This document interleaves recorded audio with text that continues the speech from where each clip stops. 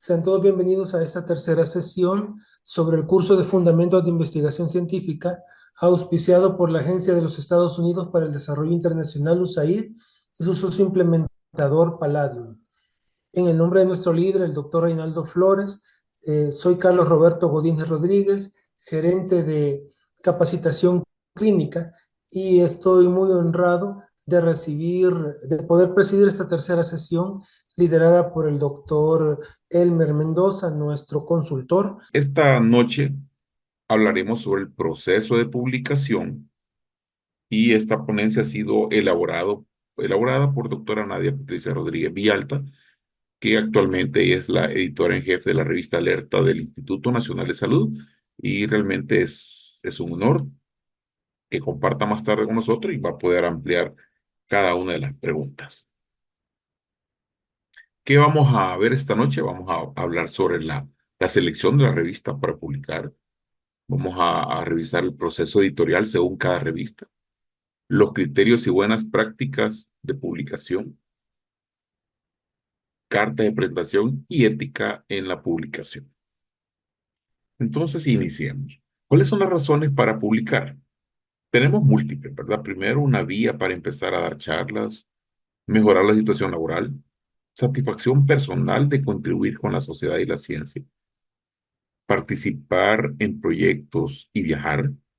Se ha hecho un descubrimiento para comunicar los resultados a los colegas de una investigación, dar a conocer los resultados de un estudio, ser conocidos y hacer contactos. Eso nos permite, pues, tener prestigio.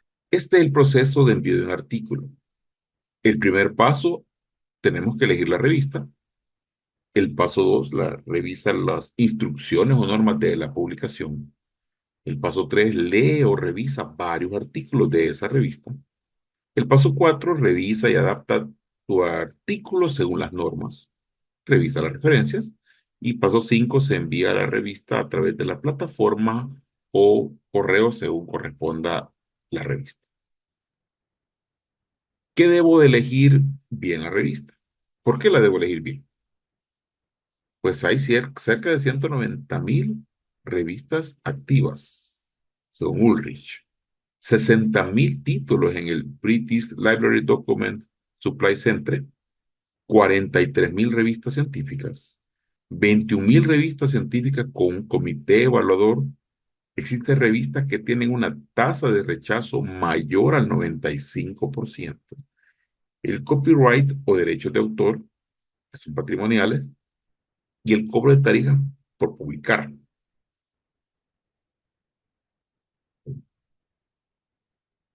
La revista elegida determina el idioma, la visibilidad por público, objetivo o blanco, largo del artículo, número de figuras, formato de referencias, derechos de autor, el APC, que son los cobros por publicar, el plan ABC. Estos son elementos que debemos de tener nosotros muy claros cuando iniciamos este camino. Y ahí pueden ver algunas imágenes de revistas que son, pues, mucho prestigio a nivel internacional. Hoy en día tenemos un tema que se está dando mucho a conocer, y es el punto del cuidado con las revistas depredadoras. Más de alguno ha escuchado esta palabra y veamos a qué nos referimos. No tienen los controles pertinentes, suelen tener nombres abigarrados y cubrir numerosos aspectos de la ciencia. Tienen un consejo editorial falso y un sistema de revisión por pares falso. No hay una institución responsable, revistas independientes. El editor jefe y el comité editorial son ficticios, no son investigadores que publican en sus áreas de especialidad, a veces no existen. La dirección física es una caja postal. La dirección no existe. No hay teléfonos para contacto, solo emails genéricos no institucionales. Cobran tasas de publicación de entre 90 a $2.000, y los autores no reciben comentarios de los evaluadores. Basta pagar para que el artículo sea publicado. Cuando nosotros bajemos un artículo, tenemos que tener cuidado y conocer un poco más de este tema porque hay sitios que nos permiten saber si la revista que estamos nosotros extrayendo el artículo es depredador. Las revistas son llamadas de acceso abierto, no arbitradas, de baja calidad.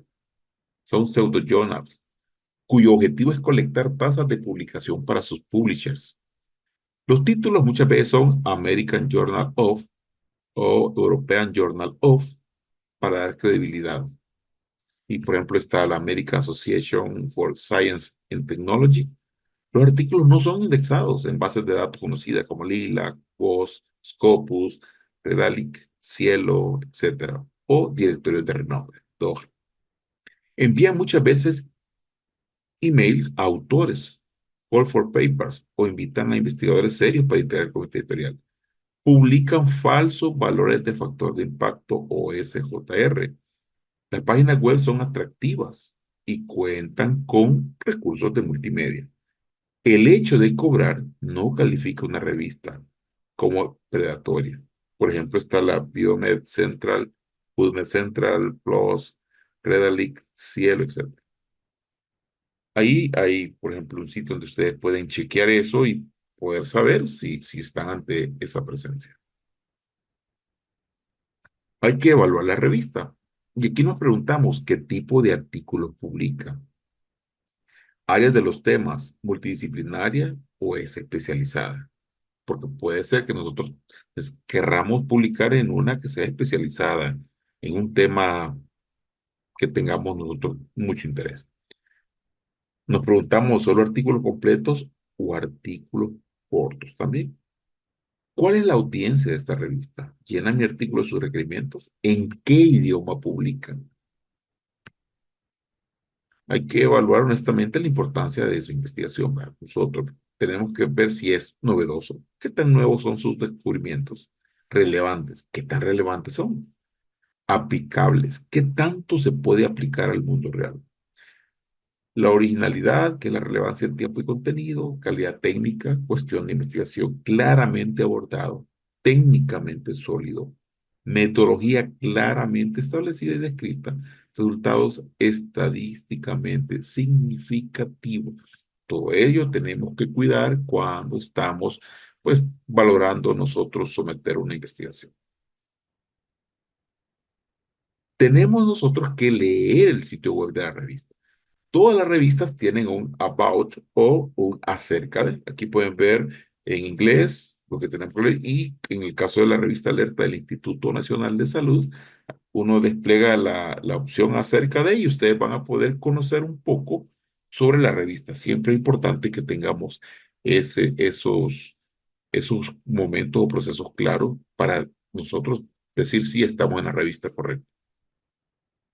Tenemos que leer acerca de la revista y ahí nosotros al desplegar podemos conocer un poco eh, elementos o características que nos interesan a nosotros para que consideremos que esto sea una buena opción.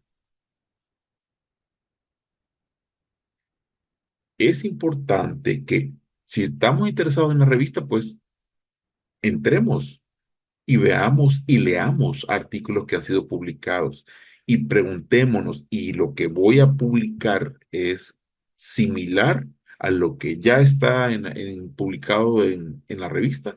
Esos son tips o son elementos que debemos de nosotros tener claro.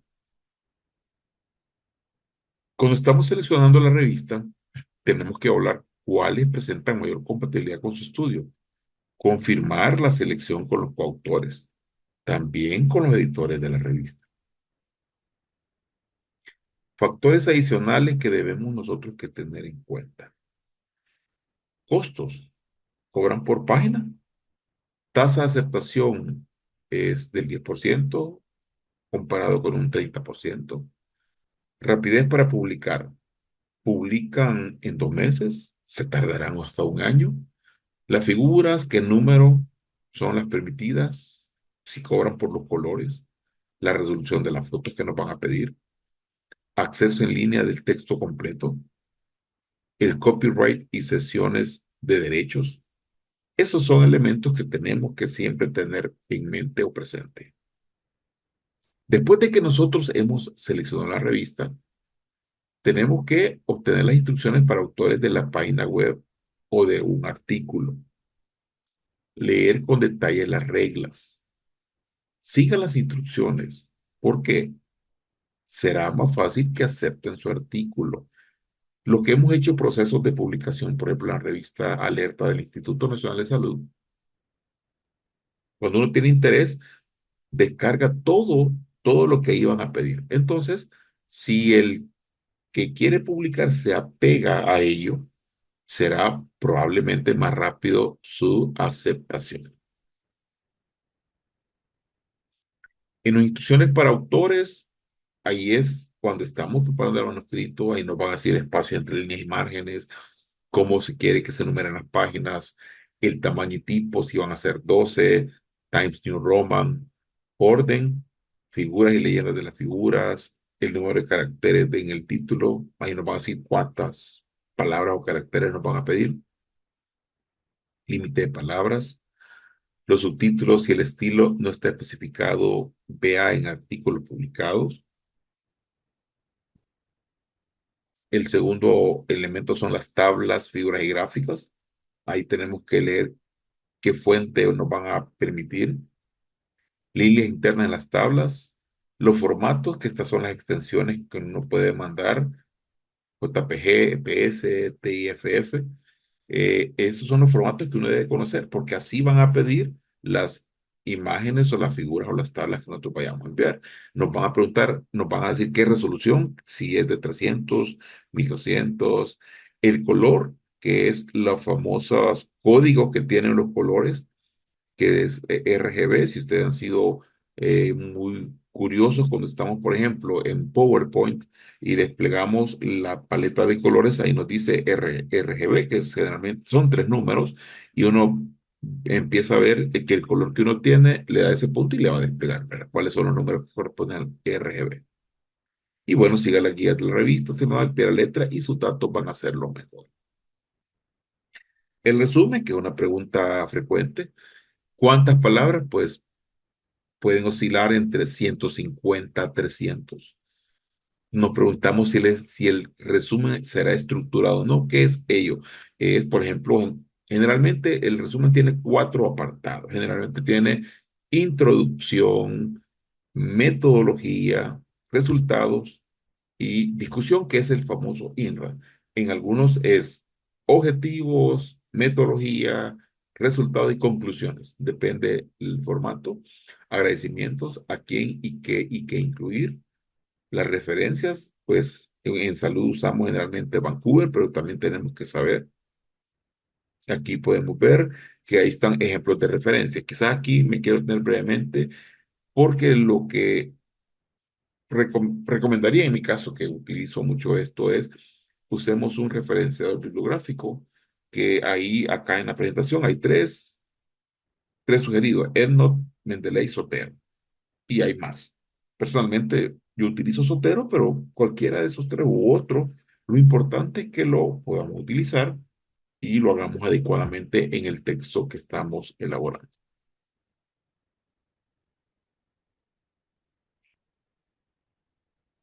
Artículos cortos, ¿qué son? Son llamados reportes cortos o notas, estilo, tamaño y varían con la revista. ¿Cuál es el propósito? Someter observaciones preliminares importantes, modificaciones técnicas, datos que no justifica un artículo completo. Diferencia, ¿ve? Menos palabras, figuras, tablas y referencias. Ahí pueden ver un ejemplo de lo que se ha publicado en la revista. Elementos a considerar para publicar un artículo: la calidad de las publicaciones. Existen indicadores que nos permiten conocer la calidad de las revistas: el índice de impacto, la presencia en bases de datos, la calidad editorial, clasificadores o repertorios. Los recursos para conocer el impacto de las revistas, que nosotros vamos a conocer eso, ¿verdad? Que son el Journal Citation Reports, el Simago Journal Rank, y bueno, ahí se mencionan otros.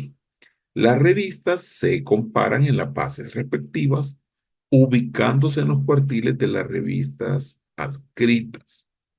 Considerar la tendencia de las revistas a lo largo del tiempo.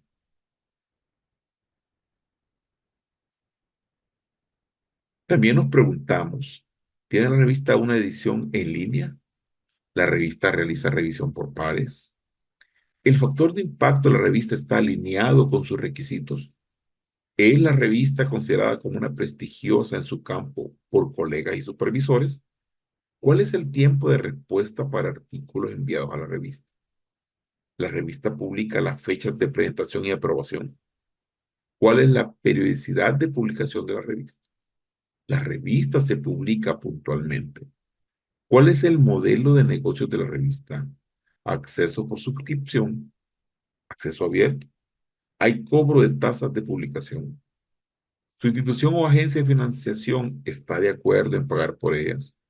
¿Es aceptable para la revista la longitud y la estructura de su manuscrito? Fíjense todos estos elementos que debemos de conocer. Muchas veces el error es que queremos publicar y decimos es tedioso, pero porque no tenemos la claridad de la ruta a seguir cuando iniciamos este proceso. Bueno, y aquí podemos nosotros ver, ¿verdad? En Google Académico las métricas de cómo podemos accesar a los artículos, el factor de impacto en revistas médicas en el 2021, ahí pueden verlos, por ejemplo, cuáles tenían en ese momento, y qué es lo que mide el factor de impacto. Mide el promedio a través de un año, el número de veces de que los artículos publicados en la revista que han sido indexados. Entre más alto el factor de impacto en revista, más importante es considerar la revista. Y ustedes pueden ver en la tabla de la izquierda en las revistas que tienen mayores factor de impacto. Ahí está la famosa New England Journal of Medicine, Lancet, JAMA, y bueno, ahí pueden ver cómo es eso, ¿verdad? Y también es un elemento que debemos de considerar cuando estamos buscando una revista. Probablemente cuando iniciamos, pues es recomendable buscar una revista que no tenga tanto eh, factor de impacto, porque entre mayor es el factor de impacto, hay que tener claro que las reglas o los requisitos que van a pedir cada vez serán. Aquí vamos a ver el resumen para seleccionar revistas para publicar. Primero, una búsqueda de revista por temática, métrica o enfoque, lo que hemos estado mencionando. Segundo, periodicidad, publicación continua, el TOE y el ORCID. Fuentes en diversos idiomas, actualización de referencias, la indexación, visibilidad, difusión en redes, revisar estilos, métricas y tipos de publicaciones. ¿Cuáles son algunas de estas recomendaciones que nosotros tenemos que tener? La selección cuidadosa de la revista a la que enviar un manuscrito reduce en gran medida la posibilidad de rechazo del trabajo. Primero deben de cumplir las instrucciones a los autores, la redacción científica que se caracterice por precisión, claridad y brevedad. Presentar los hallazgos en el mejor formato posible. Título, leyenda de figuras y tablas debe ser clara y precisa. La discusión debe incluir literatura pertinente. La conclusión debe ser concisa y responder al objetivo. Principales razones de rechazo de un artículo. La pregunta de investigación carece de novedad o es de interés local o regional. La investigación es redundante. La metodología de investigación está sesgada o defectuosa. Diseño experimental suficiente. Sospecha de mala conducta. Los datos son incompletos, inadecuados o incorrectos. El objetivo del estudio no está bien tratado o la conclusión es incorrecta. Conflicto de autoría. El sujeto no se alinea con el alcance de la revista o audiencia. Existe un manuscrito en competencia sobre un tema similar. El artículo mal escrito en idioma extranjero local. Esto debemos de tenerlo todos nosotros bien claro. ¿Por qué? Porque lo más seguro que uno o más de ellos está sucediendo. Y por ello es que no nos están, por ello nos están rechazando el artículo. Entonces, para los que están pensando o están en el proceso de publicar, todo ello deben de tenerlo en cuenta y espero que los que están en ese proceso logren hacerlo. Son experiencias que yo les puedo decir, hasta que no se tienen, uno no puede opinar porque generalmente la gente dice, es bien difícil publicar y se vuelve como un comentario recurrente en las personas que investigan. Entonces, no, ¿verdad? Creo que el mayor problema es que no tenemos claridad en la ruta o en el camino que estamos iniciando o estamos haciendo. Para el reenvío, una vez que decimos, bueno, voy a superar todo ello, qué es lo que sugerimos? Que vuelva a revisar el manuscrito leyendo cuidadosamente las instrucciones de los autores, que responda a todos y cada uno de los comentarios del árbitro, indicando dónde se han realizado los cambios. Haga revisar el documento por un hablante nativo para evitar el uso indebido de una lengua extranjera. Si un autor está convencido de que las razones del rechazo son justificadas, póngase en contacto con el editor pidiendo comentarios constructivos para mejorar el trabajo. Revise la calificación del revisor con el editor de la revista. Comprobar si el revisor tiene conflicto de interés no declarado. Pedir a sus colegas y supervisores que lean el manuscrito y que hagan sugerencias y críticas constructivas. Verificar la redacción, especialmente en inglés. En cuanto al proceso editorial, antes de la publicación de un artículo de investigación, deberá pasar por un riguroso proceso de evaluación. Es un complejo flujo de pasos que se dan desde el momento en el cual los autores someten su manuscrito a una revista científica, dando lugar a diferentes revisiones por parte de miembros del comité editorial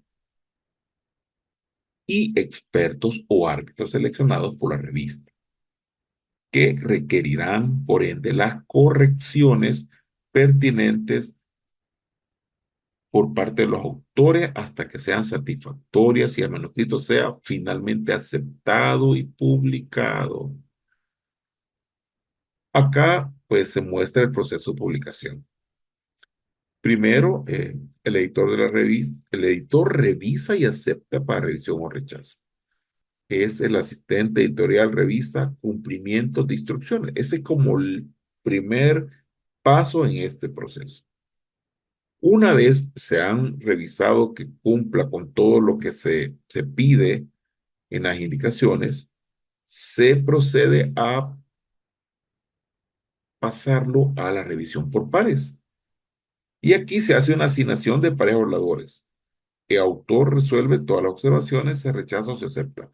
Muchos se preguntarán, ¿verdad? ¿Y los pares evaluadores cómo se seleccionan? La revista cómo hace para asignarlo? Pues cada revista tiene como un banco de pares evaluadores y ve la pertinencia de la temática y también se coloca un metodólogo para que pueda hacer una revisión de lo que se está sometiendo. Ya cuando se ha superado esto, que ya los pares evaluadores han hecho las observaciones y ya está, pues, todo ello, llamémosle solventado, se procede al tercer paso, que es la corrección de estilo. ¿Vean? El corrector de estilo edita y corrige el manuscrito y lo envía al editor. Una vez superado esto, pasamos a la diagramación y corrección de prueba. Se diagrama, editores y autores hacen corrección de prueba y dan su aprobación y se envían a su diagramación final. Y finalmente, publicación y difusión. El artículo es almacenado en el sistema, se indexa y se difunde. Los tipos de revisiones que tenemos por pares, primero cerrado. donde los revisores son conscientes de las identidades de los autores, pero los autores no saben quién revisó su manuscrito. Segundo, doble ciego. Ni los autores ni los revisores conocen la identidad de los demás. Y abierto, los revisores saben la identidad de los autores y viceversa. En algunos casos, las revistas también publican los informes de los revisores junto con el manuscrito final publicado. En esto, bueno, posteriormente le puedan preguntar a Nadia, por ejemplo, la revista Alerta y podrá ampliarle más sobre esto. He tenido la oportunidad de ser un par evaluador y pues muchas veces uno solo conoce el tipo de trabajo o conoce los autores y el tipo de trabajo. Pero lo más seguro es que los autores no conocen, solo se comunican directamente con la revista. De eso nadie nos ampliará más adelante. Ahora entremos directamente a lo que es la revista Alerta. ¿Cómo publicar en la Alerta? Ya vimos previamente lo que genéricamente se debe de conocer o se debe de hacer para publicar. Pero cuando entramos ya específicamente en la revista, lo primero es el autor envía un artículo según instrucciones a los autores. En este caso, la dirección es ralerta@salud.gov.cb. Ese es lo primero. De ahí la revisión, que es la revisión editorial, revisión por pares, doble ciego. Ok, en el caso de la revista Alerta ya está claro ahí, es doble ciego. Es corrección de estilo y corrección de pruebas. La, lo tercero, que es la visibilidad, que es la traducción al inglés, la publicación, la indexación y el plan de marketing en redes. Aquí está un algoritmo de cómo es el funcionamiento de la revista Alerta. Se recibe el manuscrito, se hace una revisión metodológica, técnica y ética. Si no cumple, se rechaza. Si cumple, continúa. Hay una asignación del editor, revisión editorial. Si ahí no cumple, hay una devolución a los autores para cumplimiento de observaciones editoriales y la verificación del cumplimiento de observaciones editoriales. Si vamos en cuanto a la revisión y cumple, nos vamos al envío de la revisión por pares y ya en ese momento pues ya entra en escena esa figura que es fundamental en el proceso de publicación y ahí posteriormente que se hace el proceso de la revisión en pares, hay una reducción de observaciones de pares evaluadores. Ellos pueden rechazar el manuscrito o es aceptado con observaciones menores, observaciones mayores, sin observaciones. Esas son las tres opciones que tenemos cuando ya viene la respuesta de los pares evaluadores. Luego de ello hay un envío de observación de los autores, se hace una verificación del cumplimiento de las observaciones, se hace una corrección del estilo, la maquetación del manuscrito, la corrección de prueba y finalmente la publicación del artículo. Como ven, es un proceso que nuestra revista Alerta tiene muy claro y es un proceso, yo diría, muy interesante para pues tener experiencia en cuanto a esto. ¿Qué secciones ofrece la revista? Se tienen artículos originales, artículos de revisión, comunicaciones breves, informe de caso y correspondencia. Veamos características de cada uno de ellos. Artículos originales, las palabras son entre 3.000 a 4.000. Las referencias que se piden entre 25 a 35. Un resumen de 250 palabras estructurado. Cuadro figuras se permiten hasta 5. La revista tiene claro esos elementos. En cuanto a los artículos de revisión, de 3.000 a 4.000 palabras, a conveniencia, las referencias bibliográficas, el resumen de 250 palabras estructurado y hasta 5 cuadros figuras. En cuanto a las comunicaciones breves, tenemos las narrativas de 2.500 a 3.500, de 30 a 50 referencias bibliográficas, el resumen 200 palabras y hasta 3 figuras o cuadros. También tenemos en cuanto al informe de casos, de 1500 a 2000, de 15 a 20 referencias, 200 palabras, ese tutorial resumen y hasta 5 cuadros o figuras. Y en cuanto a la correspondencia, de 700 a 1000 palabras, de 3 a 5 referencias. En resumen, no se solicita y pero no se necesitan ni cuadros o figuras. Estos son las características en cada uno de las secciones que se pueden publicar en la revista Alerta. El proceso que deben cumplir los autores de la revista, pues deben cumplir con detalle las instrucciones de los autores. Su manuscrito debe tener validez y aporte al conocimiento.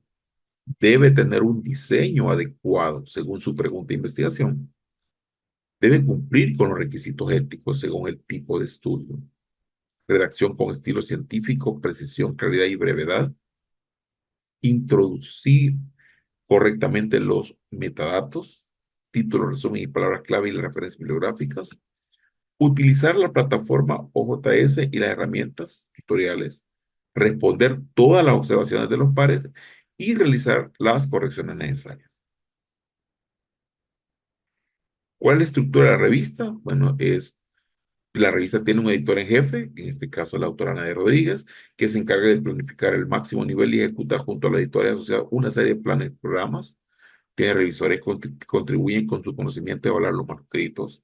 Hay un apoyo editorial que es edición de los textos, correcciones de estilo, diagramación, traducción, corrección de pruebas. Hay un comité editorial y comité científico que asesoran y respaldan a la calidad de la revista. Hay un soporte tecnológico informático, configuración del sistema de gestión, redes sociales, indexaciones. Los autores apoyan con sus investigaciones, dando visibilidad a los artículos publicados. ¿Qué ofrece la revista? Bueno, ofrece cursos de redacción de artículos de informes de casos clínicos, un curso de redacción de artículos de revisiones narrativas de la literatura, cursos sobre fundamentos para la comunicación científica en las ciencias de la salud y cursos de redacción de artículos científicos en ciencias de la salud y la publicación de revistas indexadas. Estos cursos facilitan eh, ya la formación o la experticia. Algunos de ellos, la revista Alerta los hace cuando ya tiene un grupo de gente que quiere publicar. Y el hecho de hacerlos previamente estos cursos, pues obviamente facilita y también la experticia de las personas eh, que pueden, eh, que pueden hacerlo, pues aprenden, ¿verdad? Aprenden y adquieren competencias. Carta de presentación. La carta no es simplemente una formalidad y se debe escribir con el mismo cuidado que el texto de su manuscrito. Su carta de presentación está diseñada para influir en la edición del editor, de mandar su manuscrito a la revisión por pares. La carta debe argumentar que su manuscrito encaja bien en la revista a la que le está presentando y debe destacar sus hallazgos más relevantes. Elementos de la carta de presentación. Presentación, que es el saludo y presentación con todos los datos solicitados por la revista, título, autores, tipos de manuscrito y sección, artículo original, revisión, estudio de casos. Originalidad. El manuscrito original, es decir, lo ha escrito usted, no lo ha plagiado. Ninguna parte del manuscrito ha sido publicada previamente. Ninguna parte del manuscrito está siendo considerada para su publicación en otra revista. No existe ningún conflicto de interés que divulgar o si existe debe referirlo. Cumple pautas éticas, contribución de autoría y agradecimientos. Y en cuanto a la pertinencia, la justificación detrás de su estudio y los principales hallazgos de la investigación. Explique por qué el manuscrito sería una buena opción para la revista. Y pues de ese la hoja de presentación de la revista Alerta, título en español, título en inglés, autores con sus credenciales, el ORCID, datos de correspondencia, párrafo donde se declara el aporte de la función de cada una de las autorías en la elaboración del documento, fuentes de financiamiento, conflicto de intereses, agradecimientos. Eso es lo que se debe de elaborar, ¿verdad? Para someter. Y otra pregunta que nos hacemos es, ¿Quién es un autor o qué se considera como autor? El autor de correspondencia es el individuo que asume la responsabilidad primaria de la comunicación con la revista durante la presentación del manuscrito, la revisión por pares y el proceso de publicación. El autor correspondiente debe estar disponible durante todo el proceso de presentación y revisión por pares para responder a las consultas editoriales de manera oportuna y debe estar disponible después de la publicación para responder a las críticas del trabajo y cooperar con cualquier solicitud de la revista para obtener datos o información después de la publicación.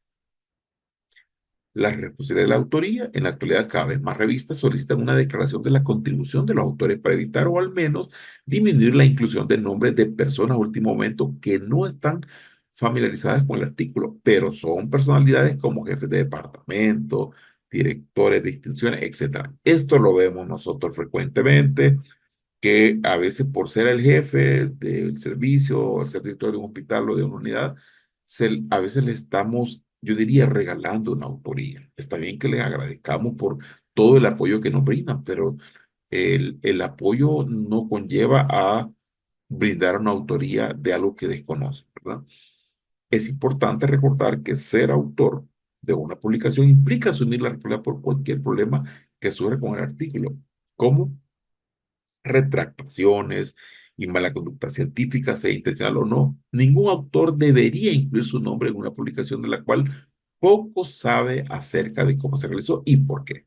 Los resultados pueden ser inesperados y significar mucho más que otro artículo en su lista de publicaciones. Ahí están los criterios de autoría. Cuanto mayor el grado de creatividad de la contribución, mayor el reconocimiento. La idea, hasta 250 puntos, el diseño hasta 100 puntos, la implementación hasta 100 puntos, conducir los experimentos hasta 100 puntos, análisis del resultado hasta 200 puntos, escribir el artículo hasta 250 puntos. Vean, cada uno de estas partes o elementos del proceso tienen un puntaje. Entonces, alguien que dice ser autor, realmente debe estar en todos. Si es el creador, ¿verdad? Si son cuatro o cinco, uno de ellos siempre tendrá el liderazgo y la conducción de todo esto y el que más ha contribuido. A cada autor se atribuye un puntaje de acuerdo con su contribución y los autores aparecen en el artículo en orden decreciente de puntuación. Ética en la publicación científica, según el ICMJE, la mala conducta incluye la fabricación de datos, aunque no se limita a este aspecto, falsificación de datos, incluyendo la manipulación engañosa de imágenes y el plagio.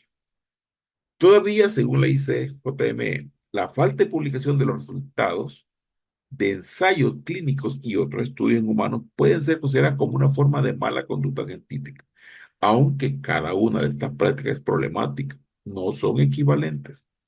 El editor debe iniciar los procedimientos pertinentes descritos por comités tal como el Comité de Ética en Publicación. Y bueno, ahí nosotros debemos de seguir esos pasos. Y bueno, la mala conducta es definida por la US Federal Policy of Research como una mala conducta científica. Es definida como una fabricación. Fíjense todo esto, ¿verdad? Fabricación, falsificación o plagiarismo en la proposición, ejecución o revisión de investigación o en reportando resultados de investigación. Vean todo esto de una mala conducta. Realmente ya está claro y la persona que se someta a algo de eso, pues obviamente, pues puede ser penalizada, ¿verdad? La falsificación o la presentación de datos, procedimientos o resultados de investigación de manera relevantemente modificada, imprecisa o incompleta, de forma que ello pueda repercutir en la evaluación del peso científico que efectivamente otorgan a las conclusiones obtenidas a partir de ello. El plagio o la utilización de ideas o formulaciones verbales, orales o escritas de otras personas sin que se les asigne, expresa y claramente el correspondiente crédito de modo que esta práctica genere razonablemente la percepción de que esta idea o formulaciones son de autoría propia. Los tipos más frecuentes de plagio, aquí están el autoplagio, el ghostwriter, publicación salami y publicación duplicada o redundante. Tenemos la sumisión duplicada, información duplicada publicada en traducciones, plagio en mosaico, plagio de ideas. Como ustedes ven, hay diferentes tipos de plagio y bueno, yo lo motivo a que esta ponencia se la vamos a compartir y puedan ver en detalle cada una de ellas. Tenemos, en lo más frecuente tenemos la evaluación por pares fraudulentos, nos pasa, plagio accidental, plagio por los revisores. ¿Cuáles son buenas prácticas de publicación? Lo primero, protección de participantes en la investigación, el registro de los ensayos clínicos, la retractación y los conflictos de interés. Y bueno, aquí aparece una serie de buenas prácticas y ahí la definición del papel de los autores y colaboradores, divulgación de relaciones, actividades financieras y no financieras, conflicto de interés, responsabilidad en el proceso de presentación y revisión por pares, propietarios de revistas y libertad editorial, protección de los participantes de investigación. Bueno, ahí ustedes van a poder leerlo, cada uno de ellos. Y finalmente, en cuanto a las conclusiones de todo lo que hemos hablado, se debe ser crítico y leer bien la revista para disminuir la posibilidad de rechazo. Conocer el proceso de publicación ayuda a ser más certero y pertinente. Y es fundamental conocer sobre los criterios, buenas prácticas de publicación y respetar todas las pautas bioéticas. Y bueno, hasta aquí la presentación. Eh, Pasamos a la parte de preguntas. No sé, doctor Godínez, si usted nos puede leer ya las preguntas que han estado generándose a través del chat. Muchas gracias, doctor Mendoza, por la explicación tan detallada y tan interesante. Vamos a dar estos momentos por si alguien del público desea hacer una pregunta. Ya está la doctora Rodríguez.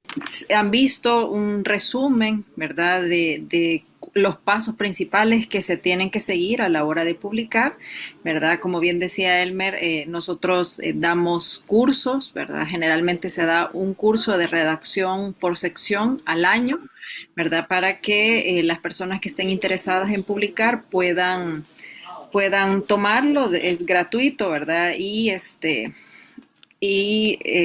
dura alrededor de 4 meses, ¿verdad? En dependencia de la sección, si es un curso para redactar artículo original o para redactar informe de caso, ¿verdad? Se le va guiando. La revista también tiene plantillas, ¿verdad? Tiene plantillas por sección que se pueden descargar, están las instrucciones a los autores y ahí pueden irse guiando, ¿verdad? La plantilla le va diciendo qué es lo que tiene que ir colocando en cada una de los apartados de los manuscritos que van a elaborar. Yo quedo disponible para cualquier consulta que quieran hacer, ¿verdad? Eh, Así que, pues, no sé, alguna consulta tienen. Hola, ¿me escuchan? Sí, doctora, muchísimas gracias. Aquí estamos escuchándola. Doctora, Ok. la verdad que es muy interesante lo que ustedes nos cuentan de la revista Alerta. Uh-huh. Y yo he escuchado y quiero expresar que las preguntas que voy a hacer son desde mi punto de vista en el sentido que no conozco de estos procesos de publicación y van a ser quizás preguntas que al público le van a parecer muy sencillas, pero que me gustaría expresarlas. Primero, doctora, yo he escuchado que toda revista debe seguir la declaración de Helsinki. ¿Me podría contar un poquito a qué se refiere esa declaración? Nosotros cumplimos todas las buenas prácticas de publicación y la Declaración de Helsinki habla sobre el respeto, ¿verdad?, la ética de los participantes en las investigaciones, ¿verdad? Entonces son una serie de requisitos de ética en la investigación y ética en la publicación que se tienen que respetar, como la confidencialidad, la privacidad de los datos, ¿verdad? En el caso de los informes de caso, nosotros le solicitamos a los autores que los pacientes, ¿verdad?, le firmen un consentimiento informado para hablar sobre el caso, ¿verdad? Desde un punto de vista académico, científico, pero siempre resguardando la confidencialidad y la privacidad de la persona, ¿verdad? Del participante en la investigación en este caso. Y para todos aquellos artículos originales, nosotros solicitamos que haya un acta de comité de ética, es decir, que si hay participación de seres humanos, ¿verdad? En la investigación, que este protocolo de investigación haya pasado por un comité de ética, quien haya verificado que no haya ningún daño, ¿verdad? Ni ninguna vulneración a los derechos de los participantes, ¿verdad? Y esto se hace mediante un acta y un seguimiento que debe dar un comité de ética, ya sea a nivel local o nacional, ¿verdad? Entonces sí, nosotros estamos adscritos, ¿verdad? A la Declaración de Helsinki y respetamos pues todas las pautas éticas, no solo en el proceso de investigación, sino que también en el proceso de publicación. Gracias. Muchas gracias, ¿Tiene doctora. algo? Muchas Sí. gracias. Hay una pregunta del doctor Fernando Gutiérrez desde el oriente del país. Bienvenido, doctor. Muchas gracias por estar conectado con nosotros. El doctor pregunta si adicionalmente a la revista Alerta hay otras revistas en las cuales se puede publicar en nuestro país.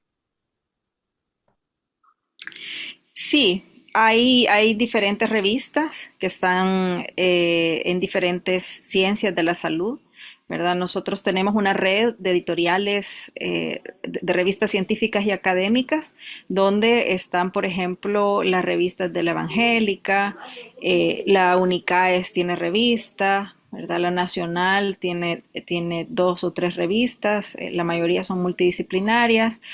La, la UCA, ¿verdad? Casi todas las universidades tienen revistas, no todas son indexadas, no todas son revistas científicas, ¿verdad? Hay algunas instituciones que tienen revistas de divulgación, ¿verdad? Ese sería un tema importante, ¿verdad? Para ampliar en otra ocasión, porque hay diferentes tipos de revistas, ¿verdad? Hay revistas de divulgación que donde se dan a conocer, ¿verdad? Determinados eventos que hacen las instituciones, ¿verdad? Hay revistas que van dirigidas a la población general, hay otras revistas donde su población blanco es la comunidad científica y académica, ¿verdad? Entonces, sí hay más revistas, en salud no hay tantas, ¿verdad? Y indexadas hay muy poquitas, ¿verdad? Y las indexaciones que tienen no son como las de Alerta, ¿verdad? Alerta actualmente tiene 11 indexaciones, eh, ha sido aceptada en Lilacs, ¿verdad? Ninguna revista salvadoreña, además de Alerta, está en Lilacs. Actualmente ya estamos en Redalic, ¿verdad? Tampoco no hay revistas en salud salvadoreñas que estén indexadas en Redalic.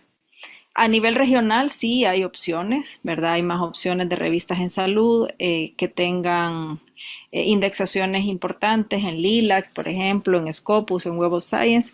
Alerta está en ese camino, ¿verdad? De indexación.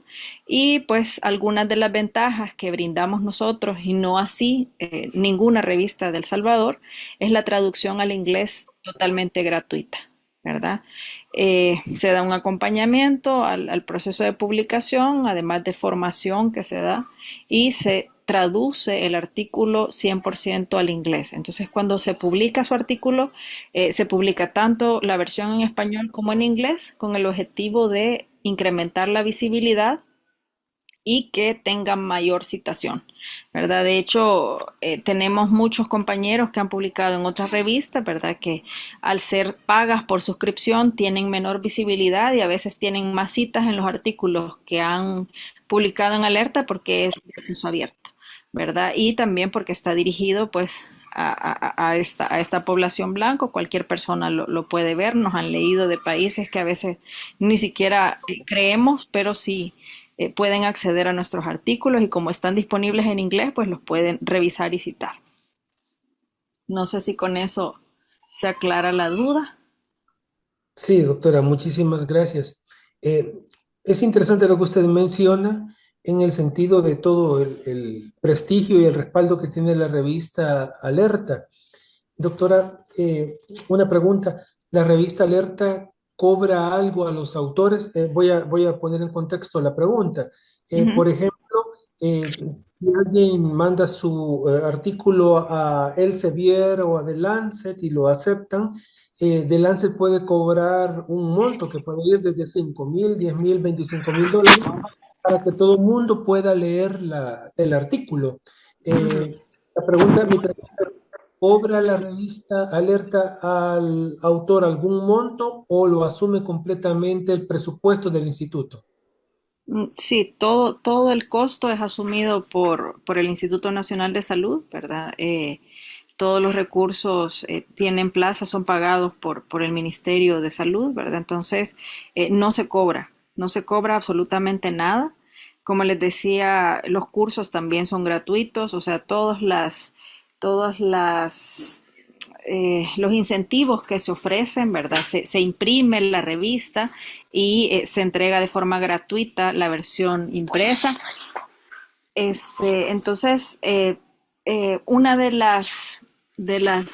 los elementos que pues promovemos es el acceso abierto y el acceso también gratuito al conocimiento de la ciencia, ¿verdad? Y de esta forma, pues, ir democratizando también el acceso a la información, porque sabemos que muchos de nuestros países no tienen acceso y no hay un financiamiento por parte de las instituciones para poder pagar, ¿verdad? Muchas veces estos costos tienen que ser asumidos por los investigadores y luego de que publican en una revista por suscripción, pues no les dan acceso a sus propios artículos, ¿verdad? Entonces esto es algo que nosotros se convierte en un punto de honor para el instituto, ¿verdad? Y para la revista Alerta que no publicamos, damos una serie de ventajas, como la traducción, ¿verdad? Que en otras revistas se cobra, y nosotros lo damos todo de forma gratuita.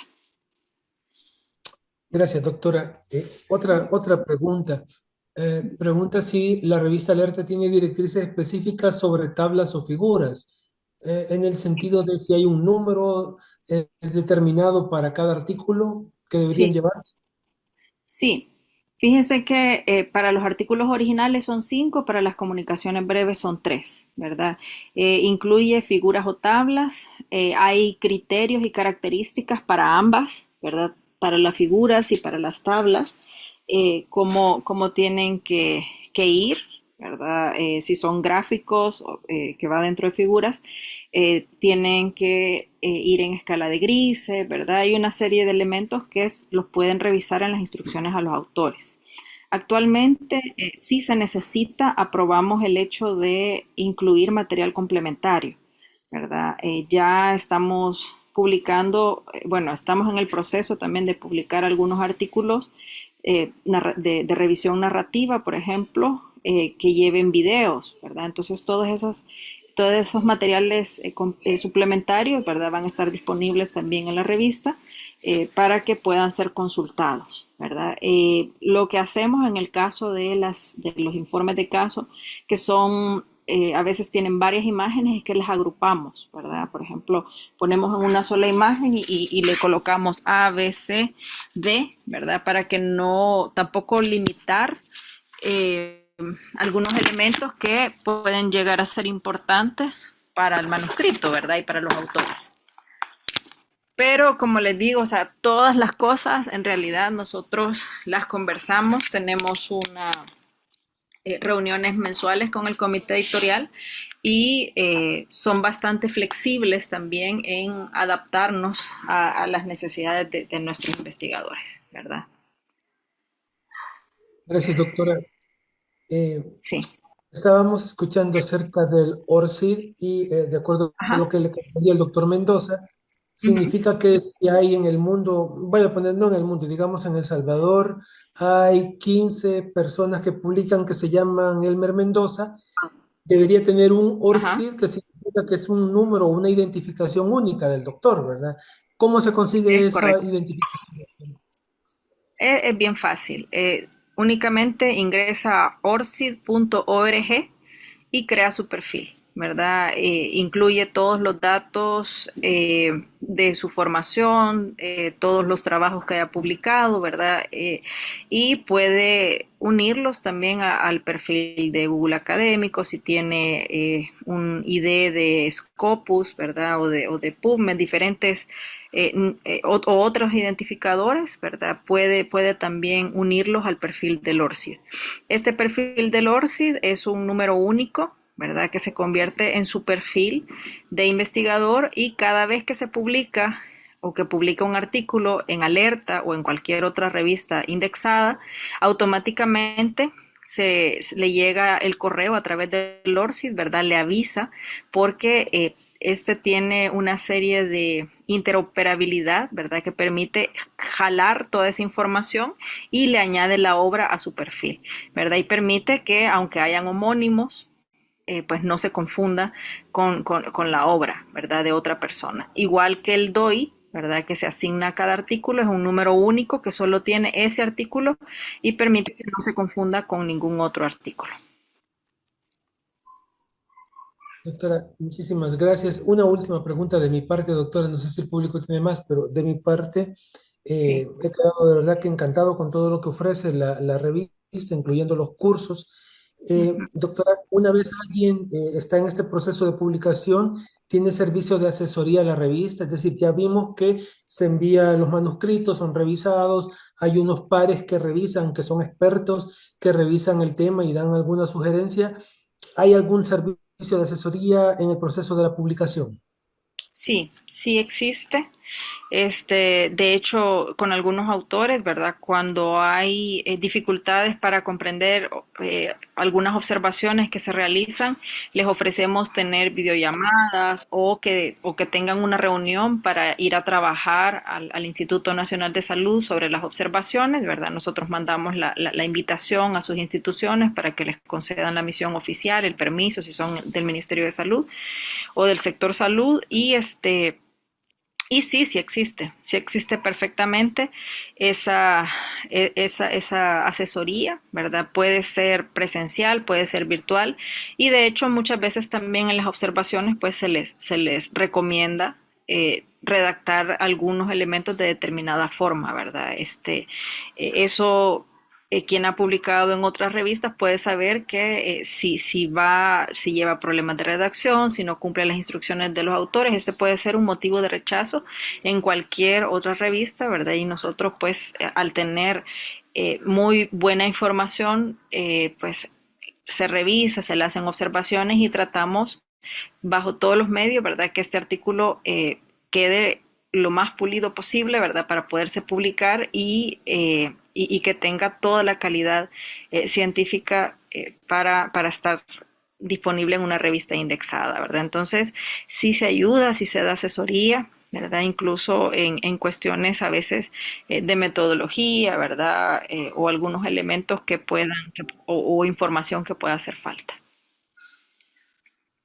Bueno, muchísimas gracias, doctora. Realmente, particularmente he quedado muy impresionado por la labor de la revista Alerta. Creo que este webinar ha servido primero para conocer el proceso de publicación en general, pero también para conocer que en El Salvador tenemos una revista importante, indexada, que puede ser un medio muy, muy interesante para que podamos empezar con nuestros procesos de publicaciones científicas.